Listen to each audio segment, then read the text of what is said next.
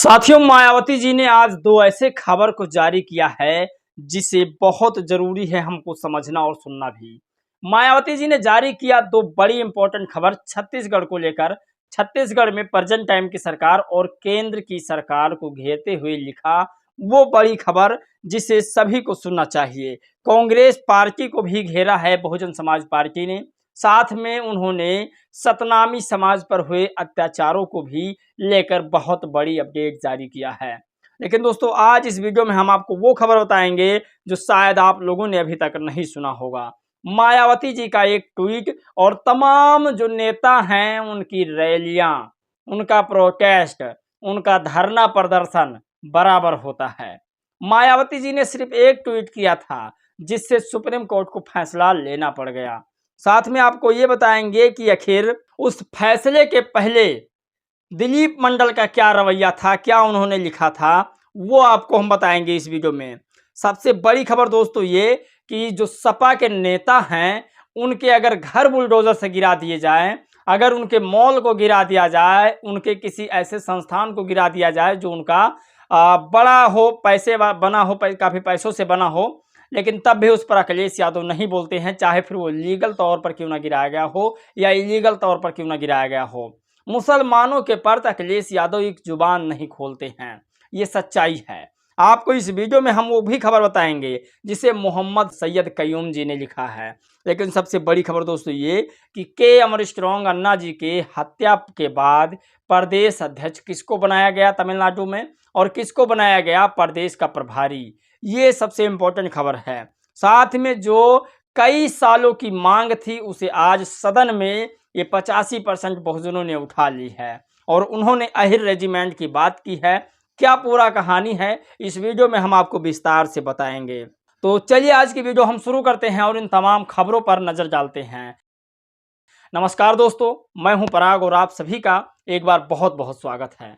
साथियों, बहुजन समाज पार्टी का वसूल है और अपने वसूलों पर वो चलती है, फिर चाहे कुछ भी क्यों ना हो जाए।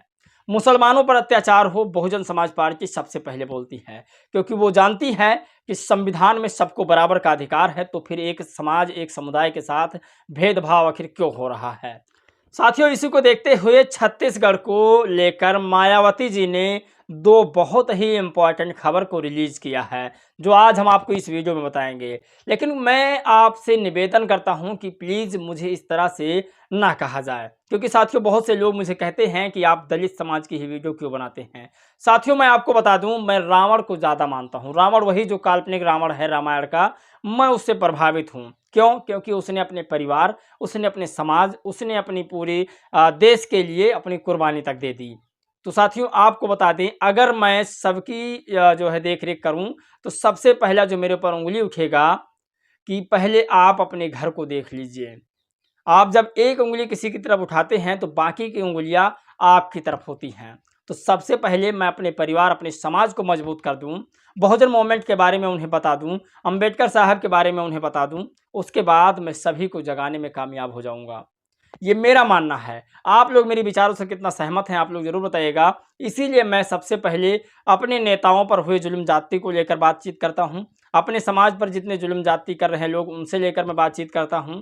मैं सभी की बातचीत करता तो हूं, लेकिन सबसे पहले मैं अपने समाज की बात करता हूं, क्योंकि मेरा समाज अभी भी उसी राह पे जा रहा है और उसी चीज़ पर अप्लाई कर रहा है जिस चीज़ को वो चाहते हैं कि ये लोग यही करें, पुश्तैनी कामों को करें। मैं उन कामों को छुड़वाना चाहता हूं और मैं उन्हें बताना चाहता हूं कि बाहर की दुनिया कुछ और है, जिसे मानवर काशीराम साहब, बाबा साहब भीमराव अंबेडकर, फूले साहू ने तमाम मेहनत प्रयास करके आप लिए एक नया रास्ता बनाया था। तो आपका रास्ता इंतजार कर रहा है। खैर, खबर की ओर चलते हैं। खबर दोस्तों यह है कि बहुजन समाज पार्टी के जो प्रदेश अध्यक्ष है छत्तीसगढ़ के, उन्होंने सतनामी समाज के ऊपर जो अत्याचार हुआ था उसको लेकर ज्ञापन सौंपा है छत्तीसगढ़ मुख्यमंत्री को। उन्होंने लिखा कि आज बहुजन समाज पार्टी की छत्तीसगढ़ के प्रदेश अध्यक्ष माननीय श्यामजी टंडन के द्वारा मुख्यमंत्री छत्तीसगढ़ विष्णु देसाई जी से मुलाकात करके सतनामी समाज के निर्दोष युवाओं को जल्द से जल्द छोड़ने व जल्द से जल्द चालान पेश करने के लिए ज्ञापन दिया गया है। ये सबसे बड़ी खबर है दोस्तों, और आगे की जो खबर होने वाली है उसे जब आप सुनेंगे तो कहेंगे वाकई में बहुजन समाज पार्टी और मायावती जी में कितनी अभी भी ताकत है। क्योंकि मायावती जी पर लोग आज भी उतना विश्वास करते हैं जितना वो मुख्यमंत्री रही तब। साथियों, मायावती जी का आदेश और सुप्रीम कोर्ट ना माने हो नहीं सकता। बहुजन समाज का इसमें मेहनत है और दलित समाज का मेहनत है, मायावती जी का मेहनत है। सुप्रीम कोर्ट ने फैसला सुना दिया। योगी आदित्यनाथ ने अपना फैसला बदल लिया। साथियों, योगी आदित्यनाथ ने जारी किया था कि जितने भी यूपी में रास्ते हैं और जिस पर कांवड़िया गुजरते हैं, उन रास्तों पे, जैसे मुजफ्फरनगर का रास्ता हो गया, मुजफ्फरनगर वाले रास्ते पर जितने भी कांवड़िया आएंगे उनको किसी प्रकार की असुविधा ना हो। जितने भी होटल्स वाले हैं, रेहड़ी वाले हैं, वो अपनी रेहड़ी होटल्स के सामने नेम प्लेट लगा लें जाति के साथ में, ताकि हमारे कांवड़िया को किसी प्रकार की दिक्कत ना हो सके। इस पर मायावती जी ने इसका विरोध किया कि मुसलमानों की आर्थिक व्यवस्था खराब हो जाएगी। अगर कहीं पर भी दलितों की एक आध दुकान होगी, उस पर भी अगर कोई सनातन धर्म का व्यक्ति नहीं जाएगा तो उनकी भी आर्थिक तौर पर दिक्कत हो सकती है। तो इससे देश का माहौल भी बिगड़ सकता है। तो इसलिए मैं इसका विरोध करती हूँ। और इसका विरोध सुप्रीम कोर्ट ने भी किया। सुप्रीम कोर्ट ने कहा कि जबरन किसी को नाम लिखाने को नहीं कहा जा सकता है। कांवड़ यात्री मार्ग की दुकानें पर नाम लिखाने को लेकर यूपी उत्तराखंड सरकारों से मांगा जवाब, कोई पछतावा होगा क्या? तो ये सबसे बड़ी खबर है दोस्तों। और मैं फिर कह रहा हूं, जब तक आपके अंदर एकजुटता है, जब तक आप लोग एक बन के रहेंगे, तब तक आप कुछ भी काम करवा सकते हैं। लेकिन आप गलत काम ना करें बस। साथियों, अहिर रेजिमेंट को लेकर के मांग सदन में उठी है, उठनी भी चाहिए। मैं इसके खिलाफ नहीं हूँ। चमार रेजिमेंट की बात चंद्रशेखर ने उठाई, मैं तारीफ करता हूँ। चमार रेजिमेंट के साथ साथ चंद्रशेखर जी अगर अहिर रेजिमेंट की बात करते तो मैं और ज़्यादा खुश होता। और जिसने भी अहिर रेजिमेंट की बात की है वो साथ साथ में चमार रेजिमेंट की बात करते तो मैं शायद और भी ज़्यादा खुश होता। क्योंकि जब चमार और अहिर यानी कि पूरा जो बहुजन समाज है एक होगा, तभी कुछ काम हो पाएगा। और इन्होंने लिखा है कि आज 18वीं लोकसभा के दूसरे सत्र के पहले दिन भारतीय सेना में अहिर रेजिमेंट के संगठन की अति महत्वपूर्ण मांग को उठाने का नोटिस दिया। अहिर रेजिमेंट का गठन हो तो होना भी चाहिए, क्योंकि इस देश का 85% आर्मी में है और 85% में खास खास जातियां हैं जिनको उनका नाम क्यों नहीं मिलना चाहिए। तो ये सबसे बड़ी खबर है। और या फिर सभी के जो है नामों को हटा दिया जाए, या फिर जो है चमार रेजिमेंट, अहिर रेजिमेंट व तमाम जितने तरीक़े से, जिस तरह से राजपुताना रेजिमेंट है और गोरखा रेजिमेंट है, तमाम रेजिमेंट है इस देश में, तो अहिर और चमार रेजिमेंट से दिक्कत आखिर किसको है? इसे होना चाहिए। मायावती जी ने के स्ट्रॉन्ग के मौत के बाद वहां पर किसको नियुक्त किया है तमिलनाडु में प्रदेश प्रभारी और प्रदेश अध्यक्ष के पद पर, आपको हम बताते हैं।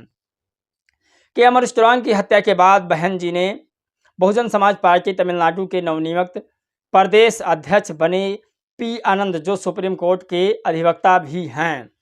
सैयद कयूम जी ने लिखा कि करहल नगर पंचायत के चेयरमैन सपा नेता के करीबी मोहम्मद नईम की पत्नी के नाम से बने मैरिज हॉल पर बुलडोजर चल गया। 2 करोड़ की संपत्ति इमारत जमीन में मिल गई। नईम भाई को इंतजार है कि अखिलेश भैया की सरकार दिल्ली में तो बनी नहीं, लखनऊ वाली आने दो। सोचिए, तो तमाम मुसलमानों के घर गिरे हैं, तमाम हिंदुओं के घर गिरे हैं, तमाम सौर जातियों के घर गिराए गए हैं।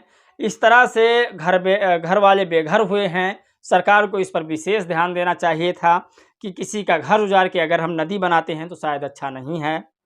तो मायावती जी ने क्या लिखा है छत्तीसगढ़ को लेकर के, आपको बताते हैं। छत्तीसगढ़ में पार्टी संगठन की प्रगति रिपोर्ट व कमजोर तबकों में से खासकर आदिवासी समाज में जनाधार को बढ़ाने से जुड़े मुद्दे के साथ ही राज्य के राजनीतिक हालात आदि व वरिष्ठ पदाधिकारियों के साथ आज दिल्ली की बैठक में गहन समीक्षा व कमियों को दूर करने का निर्देश। दूसरी खबर बहन जी ने इसमें लिखा कि साथ ही छत्तीसगढ़ में पहले कांग्रेस और अब वर्तमान में भाजपा की सरकार द्वारा विशेषकर SC/ST वर्ग के हित व कल्याण की अनदेखी करने की शिकायतें आम राज्य के सतनामी समाज व बाबा गुरु घासीदास जी के जय स्तंभ आदि को लेकर भी ताज़ा स्थिति पर चर्चा। तो साथियों, मैंने पहले आपको बता ही दिया कि तमाम जो है लोग आज मुख्यमंत्री जी को ज्ञापन सौंपा है, जो छत्तीसगढ़ के मुख्यमंत्री हैं।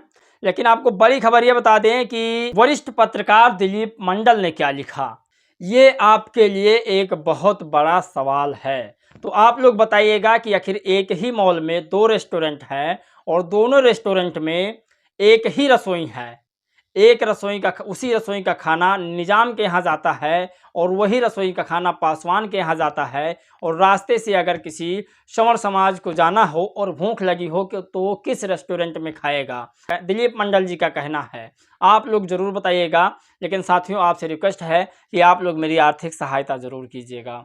साथियों, मैं आप लोगों से हाथ जोड़ के एक छोटी सी रिक्वेस्ट कर रहा हूँ, प्लीज़ इस बात को आप गौर से सुनिएगा। साथियों, मैं आप लोगों से यह कहना चाहता हूँ, बहुत ही नरम दिल से कहना चाह रहा हूँ कि मैं इस समय थोड़ा आर्थिक तौर से गुजर रहा हूँ। आप लोगों से रिक्वेस्ट करूँगा कि आप 1 रुपये से जितना भी आप लोग डोनेशन करना चाहें तो इस नंबर पर कर सकते हैं। प्लीज़ बुरा मत मानिएगा, मैं रिक्वेस्ट कर रहा हूँ, विनती कर रहा हूँ। मैं आपके पैसे के पाई का हिसाब दूंगा कि मैंने पैसा आपका कहाँ इन्वेस्ट किया है। प्लीज़ आप लोग इस समय मेरी मदद कीजिएगा। दोस्तों, इस वीडियो में बस इतना ही। जय भीम, नमो बुद्धाय।